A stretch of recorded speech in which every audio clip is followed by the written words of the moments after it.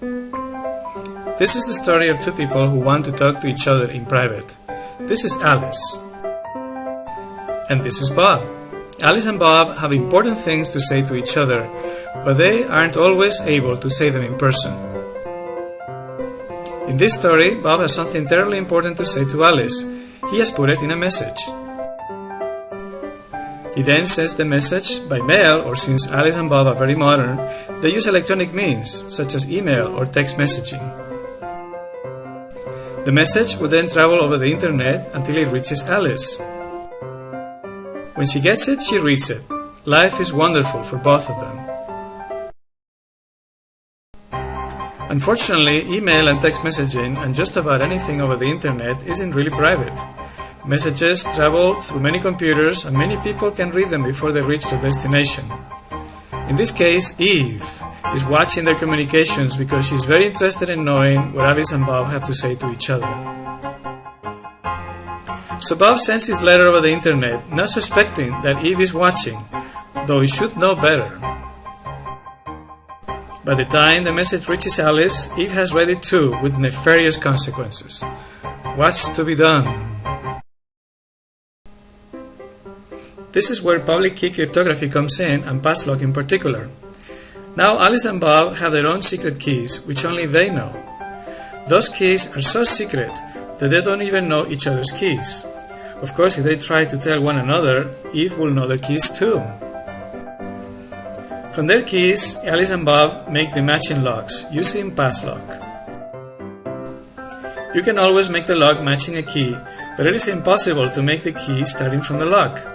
This is very important, as we shall see later.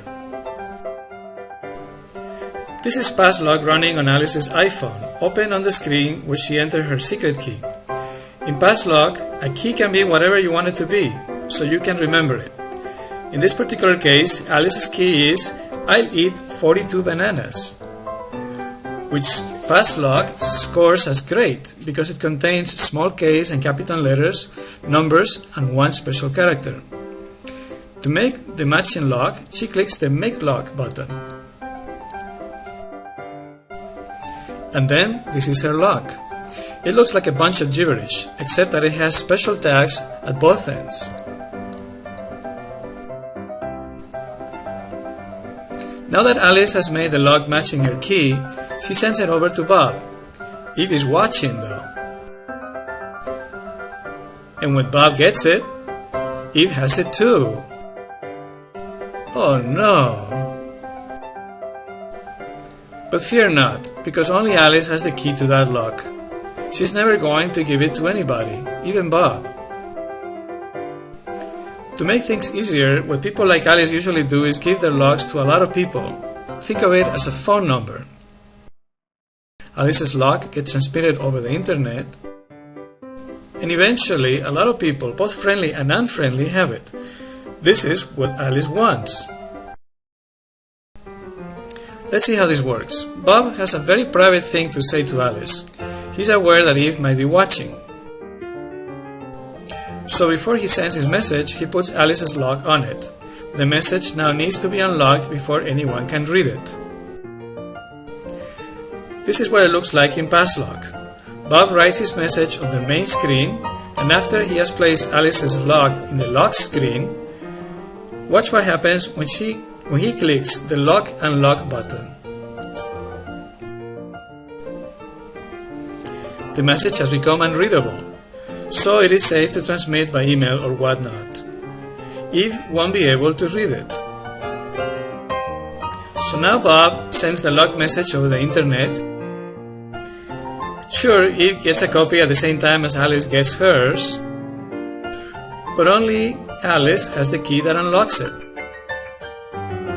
When she gets the locked message, Alice applies her key using PassLok in order to unlock the message. This is what it looks like in PassLok. Alice has entered her secret key in the screen we saw earlier, and now she writes the locked message on the main screen. Then she clicks the Lock Unlock button. And then Alice's key unlocks the message. The result is that only Alice has been able to read Bob's important message. Isn't Isn't cryptography just wonderful? Meanwhile, Eve is still scratching her head trying to figure out how to unlock it. She'll be doing this for a long time. In PassLok, you can secure messages and files with locks and keys. You start with the key, which is whatever you want it to be, so you can remember it easily. Better if you never write it down anywhere. Then you make the matching lock, which looks like a piece of gibberish text. You get the lock from the key, but it is impossible to get the key from the lock, which is what makes everything work. You want to give your lock to a lot of people, as you would give your phone number. People who want to send you private stuff will take your lock and apply it to the items so they become unreadable. When you get them, you can apply your key, which will make them readable again. If you wish to reply, you apply the other person's lock to your reply. The concepts presented here are also valid for other types of public key cryptography, but bear in mind that the language they use is more complicated. Just replace the words we used on the left side with the words on the right side and you're good to go. But why not take PassLok for a spin? Not only it is easier to understand than other crypto programs, it is also more powerful, equally well on computers and mobile devices, and it's free. Thank you for your attention and enjoy PassLok.